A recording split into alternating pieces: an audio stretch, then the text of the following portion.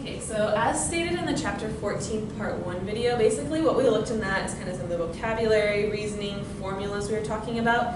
In this next part of the video, we're going to look at things in terms of computations a little bit more. And then of course after this we'll do more computations, but we're going to start with sort of the basic computations with this. Okay, so we're looking at computational examples now. The first example says, a recent general social survey asked respondents, on the average day, how many hours do you personally watch television? Answers were collected from 100 people, and the average was 2.983 hours. Okay, so I'm just going to write down what I know. So I know that answers were collected from 100 people. Okay, and then the average for those 100 was 2.983. Okay, so question for you, is this average a sample average or a population average? A sample average, good, because we collected a sample of 100, and I know the average of that sample was 2.983. So I know that means X bar equals 2.983. So that's my sample average. Okay, let's read the rest of this. Assume that the number of hours of television watched by U.S. residents is normally distributed with a standard deviation of 2.5. Okay, so now it says the number of hours of television watched by U.S. residents is normally distributed with a standard deviation of 2.5. Okay, so would this value be a sample standard deviation or a population standard deviation? This is population, right? Because it says U.S. residents, so I know that's a population standard deviation, which means that sigma is going to be 2.5.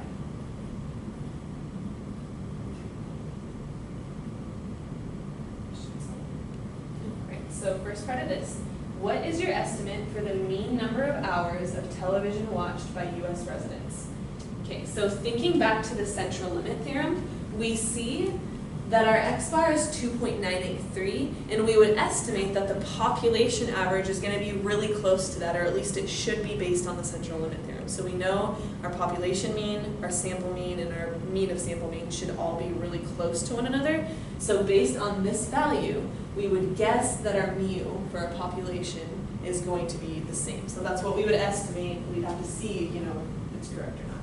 Okay, so we would estimate that it would be the same as the sample, so mu 2.983.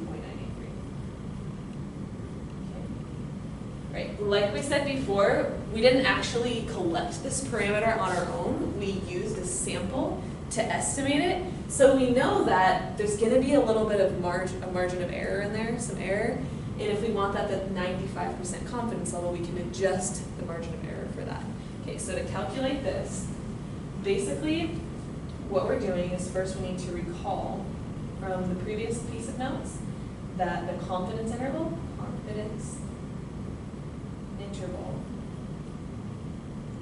is really going to be our mean estimate plus or minus, we're just going to put MOE for the margin of error. Okay, and then also remember that the margin of error was equal to Z times, okay, this time I know I've pulled some samples, so I'm using the adjusted standard deviation of sigma over root n. Okay. So I know in our example, that margin of error is going to be, well, I know that sigma was given as 2.5. I know I pulled a sample of 100, so I times root 100. Okay, now we have to think about the z-score, right? So I still need to find the z-score for that. So I'll write that, still need z. Okay, well, question for you, do we know what z-score corresponds to a 95% confidence level? Yep, about 2, right? So if you remember from the 68, 95, 99.7 rule, that's approximately 2. Let's say you don't remember that. There's actually a way to look this up. So if you don't have that memorized, we can look this up on table C. So we can use, if you don't remember it, can use table C to help with this. Okay, so I'm going to pull out table C. We can just follow along up here. Okay, so I'm going to go to table C in the textbook, and notice that For table C, it has confidence levels up here. So right now I'm looking at the 95% confidence level, and I want the z-score that goes with that. So I'm just going to follow this all the way down to the z-score. And I see that that's 1.96, which if we rounded that, it would be 2. So that's where we get that similarity there. I'll just use the 1.96, even though it doesn't matter. So from table C, I see the z-score that goes with that 98% confidence level is 1.96. Okay, so we will use, or I will use, z equals 1.96 from that table. Okay, so now I know the margin of error is equivalent to 1.96 times 2.5 over the square root of 100. And that would be approximately 0.49 if we calculated that.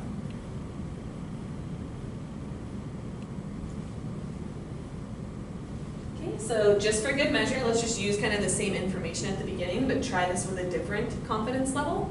So now, if I have a different confidence level, I know I'm still looking at the margin of error equaling to, I need a new z-score that goes with this confidence level. Since it's the same example, I'm still using the 2.5 over the 100. Okay, so this, for the 98%, you probably wouldn't think, oh yeah, I have that one memorized, it's approximately equal to this.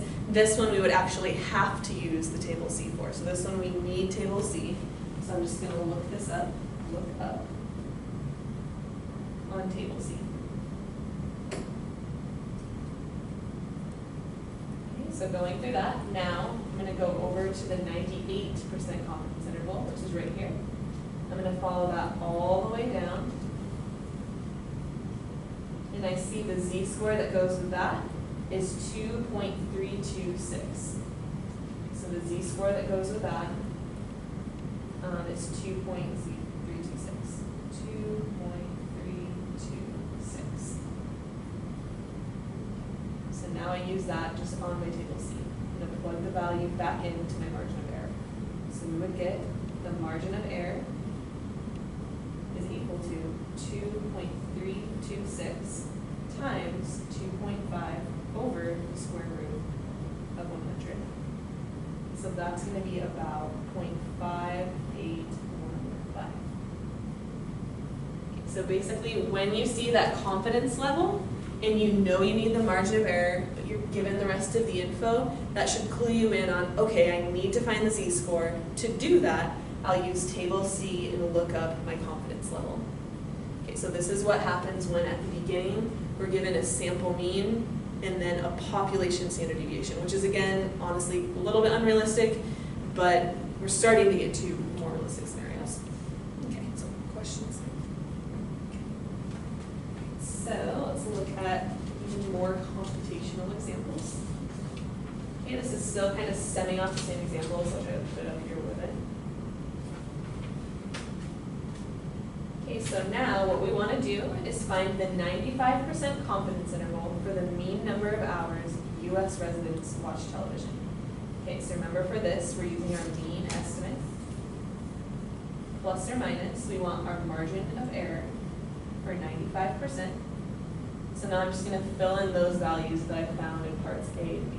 So in part A, I figured out my mean estimate was 2.983. And then in part B, we found the margin of error for 95% was 0.49.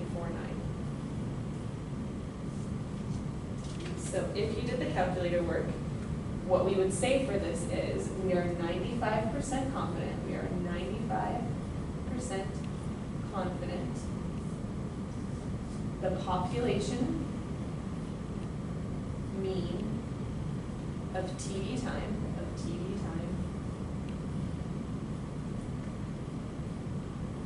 for U.S. residents is between, or will be between, okay, 2.493. Okay, so you get that by subtracting 0.49 from 2.983, so that's the subtraction part, and 3.473. Okay, so this part is the 2.983 plus 0.49.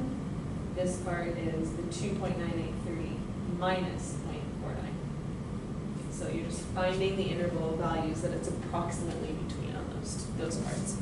Okay, and then on the bottom here, if you read through the textbooks, there are multiple different ways to word this. So sometimes I'll word them just in different ways, but I'm talking about the same thing. And that's just so you see it in a bunch of different scenarios. But basically, what we're communicating by this is, I know I'm using a sample to make an estimation about the population. Therefore, I'm not 100% sure that this is going to be true, but I'm 95% confident that those values will fall in between here and here based on the margin of error that I computed before.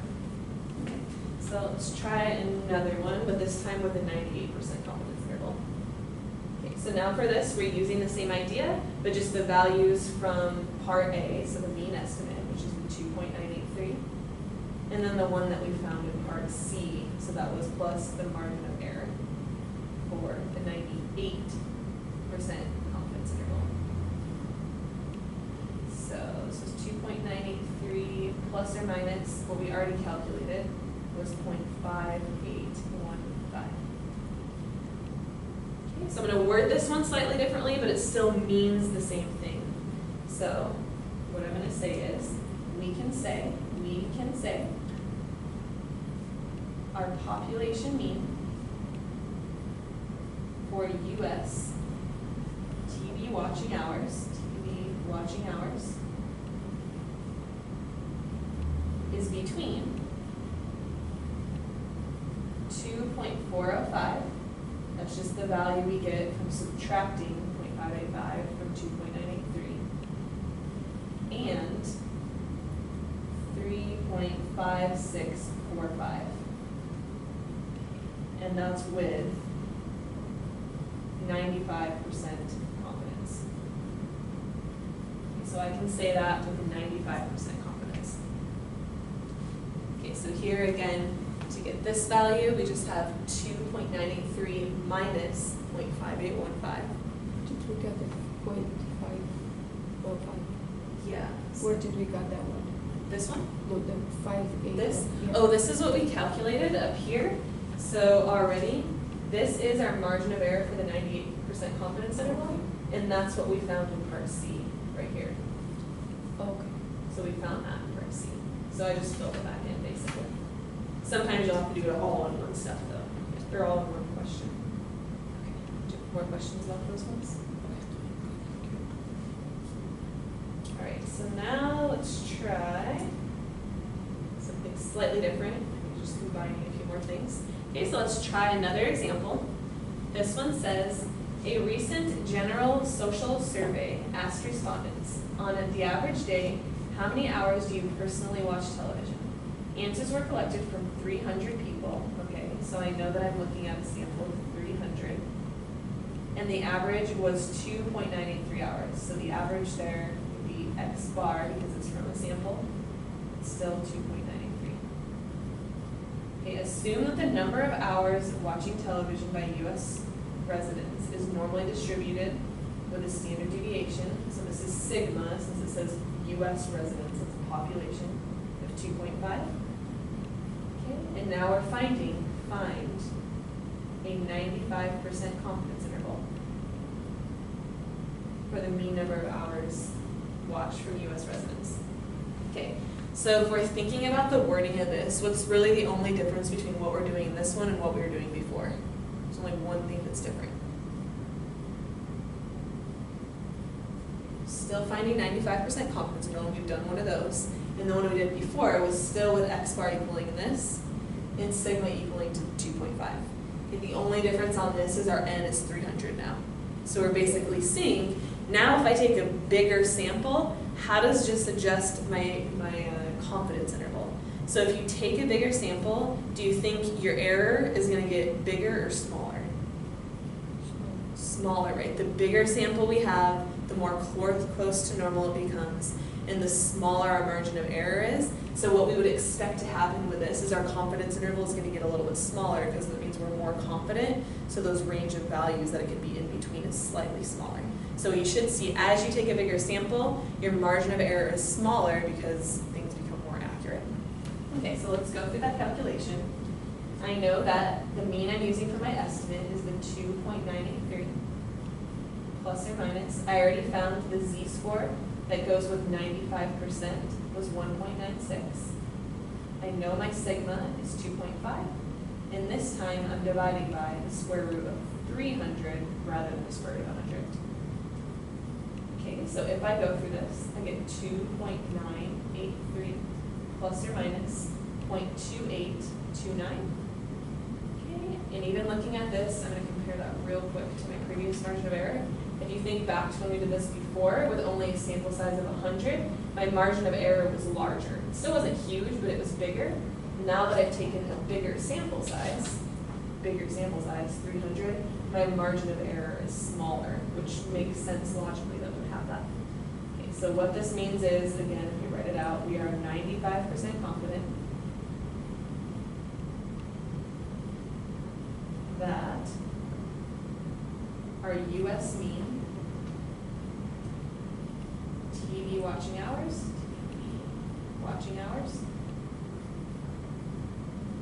is between 2.7001 and 3.265.